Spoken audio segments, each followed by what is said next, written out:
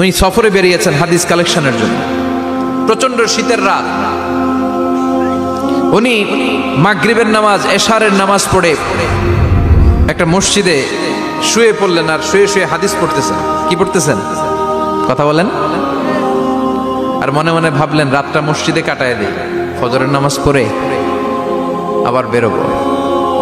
কিন্তু দারোয়ান এসে বলে মসজিদে থাকতে পারবেন না, ওঠেন। দারোয়ান আছে না, কথা কন। আহমদ ইবনে হাম্বল বললেন আমি শুধু রাতটা থাকতে চাই, আমি তো ফজরেরও মুসল্লি, ফজর নামাজ পড়বো তো এই মসজিদে, আমার থাকতে দাও। দারোয়ান তো দেয় না, কেন? মসজিদে থাকার জায়গা না, যান মিয়া।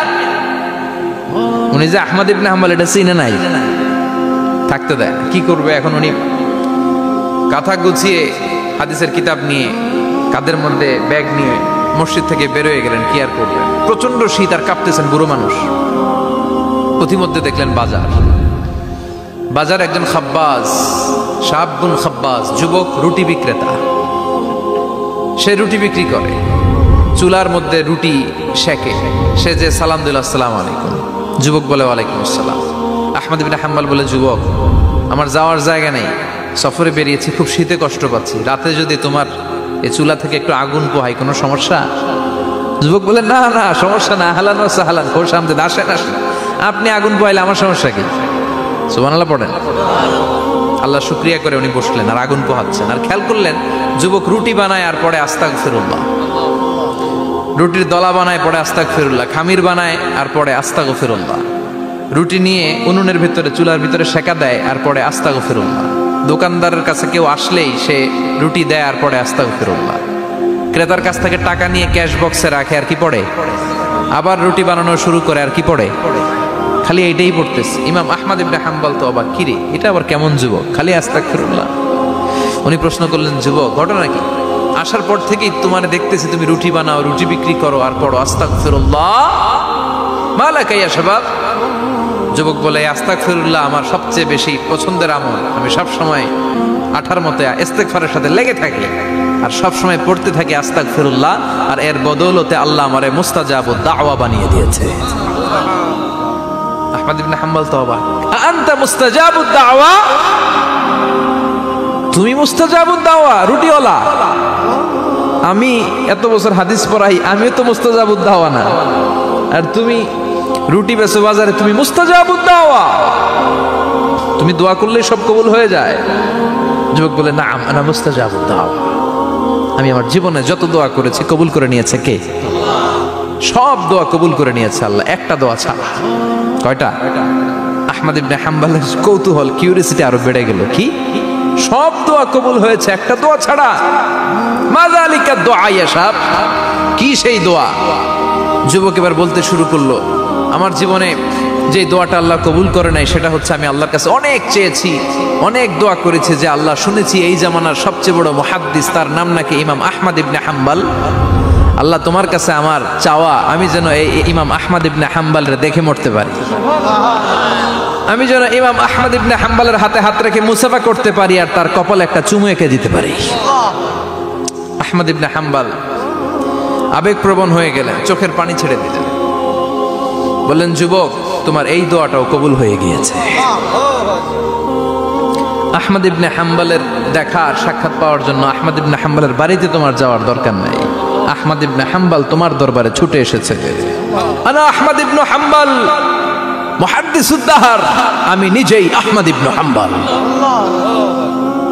যুবক চোখের পানি ছেড়ে দেয়, আহমদ ইবনে হাম্বল চোখের পানি ছেড়ে দেয়। যুবক চিৎকার মেরে ইমাম আহমদ ইবনে হাম্বলকে জড়িয়ে ধরে, হাতে হাত রেখে মুসাফা করে, কপালের মধ্যে চুমু খায় আর আল্লাহর শুকরিয়া করে বলে ও ইমাম আসলে এই দোয়াটাও আল্লাহ আজকে কবুল করে নিল। বিশ্বাস হয় সবসময় ইস্তেগফার পড়লে আপনার দোয়াগুলোর এইভাবে কবুল করে নিবে কে? এই পাঁচটা জিনিস পাবেন সবসময় যদি ইস্তেগফারের সাথে লেগে থাকেন। রাজি আছেন তো? এই জন্য বিশ্বনবী সব সময় নামাজে সালাম ফিরানোর পরে পড়তেন আস্তাগফিরুল্লাহ। কি পড়তেন? তিনবার পড়তেন আস্তাগফিরুল্লাহ, আস্তাগফিরুল্লাহ, আস্তাগফিরুল্লাহ। পড়তে রাজি আছেন? ইস্তেগফারের অনেকগুলো আলফাজ আছে, সবচেয়ে ছোট ইস্তেগফার হচ্ছে এটা আস্তাগফিরুল্লাহ, আস্তাগফিরুল্লাহ। আরো আছে আস্তাগফিরুল্লাহ আল্লাযী লা ইলাহা ইল্লা হুয়াল হাইয়ুল কাইয়্যুম আতুবু ইলাইহি। বিশ্বনবী বলেন এই ইস্তেগফারটা যদি কেউ পড়ে, আর তাওয়াল্লি মিন ইয়াউমিজ জাহাফ, যুদ্ধের ময়দান থেকে পালিয়ে আসা কবিরা গুনাহ। কি গুনাহ? কাফেরদের সাথে যুদ্ধ, আমি তাগড়া যুবক, তলোয়ার নিয়ে নেমেছি, আমার দেহের এক ফোঁটা রক্ত থাকা পর্যন্ত আমি যুদ্ধ চালিয়ে যাব, আমি ফিরে আসতে পারবো না, আইনটা কার? ফিরে আসলে কবিরা গুনাহ। বিশ্বনবী বলেন যুদ্ধের ময়দান থেকে ফিরে এসেছে এরকম কবিরা গুনাহ অবলম্বনকারীও যদি আস্তাগফিরুল্লাহ আল্লাযী লা ইলাহা ইল্লা হুয়াল হাইয়ুল কাইয়্যুম ওয়া আতুবু ইলাইহি পড়ে, ওই কবিরা গুনাহকারীকেও ক্ষমা করে দিবে কে? পড়তে রাজি আছেন তো? আবার সাইয়েদনা আবু বকর বললেন, ইয়া রাসূলুল্লাহ আল্লিমনি দুআআন আদউ বিহি ফি সালাতি, এমন দোয়া আপনি আমারে শিক্ষা দেন যেই দোয়াটা আমি নামাজে পড়তে পারি। বিশ্বনবী বললেন, পড়ো আল্লাহুম্মা ইন্নী যালামতু নাফসি যুলমান কাসীরান ওয়া লা ইয়াগফিরুয যুনুবা ইল্লা আনতা ফাগফিরলি মাগফিরাতাম মিন ইনদিক ইন্নাকা আনতাল গফুরুর রহিম। সুবহানাল্লাহ পড়েন, এটাও ইস্তেগফার। আমরা এটার বলে দোয়া মাসুরা, সালাম ফেরানোর আগে পড়ি না? যেখানেই ক্ষমা চাওয়ার কথা আছে ওইটারই কি বলে? ইস্তেগফার। আল্লাহুম্মা ইন্নী যালামতু নাফসি, আল্লাহ জুলুম করেছি, যুলমান কাসীরা, অনেক জুলুম, ওয়ালা ইয়াগফিরুয যুনুবা ইল্লা আনতা, তুমি ছাড়া এই গুনাহ ক্ষমা করার তো কেউ নাই। ফাগফিরলি মাগফিরাতাম মিন ইনদিক, তোমার দয়ায় আমারে ক্ষমা করে দাও। ইন্নাকা আনতাল গফুরুর রহিম, তুমি হলা ক্ষমাশীল। ঠিক কি না? এটাও ইস্তেগফার, এটাও পড়বে। আর এই সব ইস্তেগফারের শ্রেষ্ঠ ইস্তেগফারের নাম সাইয়্যিদুল ইস্তেগফার। যত ইস্তেগফার হতে পারে এর মধ্যে সবচেয়ে শ্রেষ্ঠতম ইস্তেগফার নাম কি? কথা কন। বুখারীর বর্ণনা, শাদ্দাদ ইবনে আউস রাদিয়াল্লাহু তাআলা আনহু বর্ণনা করেন, এই সাইয়্যিদুল ইস্তেগফার দিনের বেলা যে পড়বে ওই দিনে মারা গেলে সে জান্নাতি।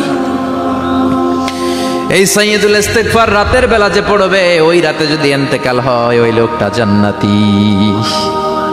মুখস্থ আছে না? কার কার মুখস্থ হাত তুলেন। মাশাআল্লাহ, তাবারাকাল্লাহ, মাশাআল্লাহ, মাশাআল্লাহ। আর যাদের নাই তাদের হোমওয়ার্ক, তাদের আল্লাহুম্মা আনতা রাব্বি লা ইলাহা ইল্লা আনতা খালাকতানি ওয়া আনা আবদুক ওয়া আনা আলা আহদিকা ওয়া ওয়া'দিকা মাস্তাতা'তু আউযু বিকা মিন শাররি মা সানা'তু আবুউ লাকা বিনি'মাতিকা আলাইয়া ওয়া আবুউ লাকা বিযামবি ফাগফিরলি ফাইন্নাহু লা ইয়াগফিরুয যুনুবা ইল্লা আনতা। সুবহানাল্লাহ পড়েন। আজকে রাতে পড়ছেন, মারা গেলে জান্নাতি। চিল্লায় পড়েন না আল্লাহু আকবার। এজন্য বিশ্বনবী বলেন আমার আগের গুনাহ মাফ, পরের গুনাহ মাফ, তারপরেও প্রতিদিন আমি 70 বার তওবা ইস্তেগফার পড়ি। আজকে থেকে পড়তে রাজি আছেন তো? বেশি বেশি ইস্তেগফার পড়া যাবে না? একটু প্রাণ খুলে দিল খুলে আওয়াজ করে পড়েন তো আস্তাগফিরুল্লাহ। আর জোরে পড়েন আস্তাগফিরুল্লাহ। আবার সবাই পড়েন আস্তাগফিরুল্লাহ। সব সময় তওবা ইস্তেগফার যারা পড়ে তাদেরকে পছন্দ করে কে? সব সময় জিকির করে করে জিহ্বাটারে যারা ভিজিয়ে রাখে তাদেরকেও পছন্দ করে কে?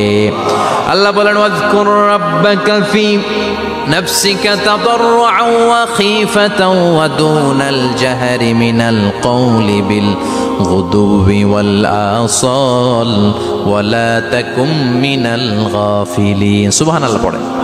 আল্লাহ বলেন ওয়াজকুর রাব্বাকা ফি নাফসিক, আল্লাহরে মনে মনে ডাকো। তাদাররুআন ওয়া খীফা, আল্লাহর জিকির করতে আল্লাহ বলেছেন ফি নাফসিক। বুঝতেছেন না অর্থ? ফি নাফসিকা, মনে মনে আল্লাহর জিকিরটা করো। তাদাররুআন ওয়া খীফা, তাদাররুআন মানে বিনয়ের সাথে, with full of humility, submission and humbleness, বিনয়ের সাথে আল্লাহরে ডাকো। ওয়া খীফা, গোপনে গোপনে ডাকো। দুনাল জাহারি মিনাল কওল, চিৎকার চেঁচামেচি করে ডেকো না। কার কথা? আওয়াজ করে জিকির করো না। এই যে আমরা মাহফিলে লা ইলাহা ইল্লাল্লাহর জিকির করে, এটা তালিমান। উদ্দেশ্য কি?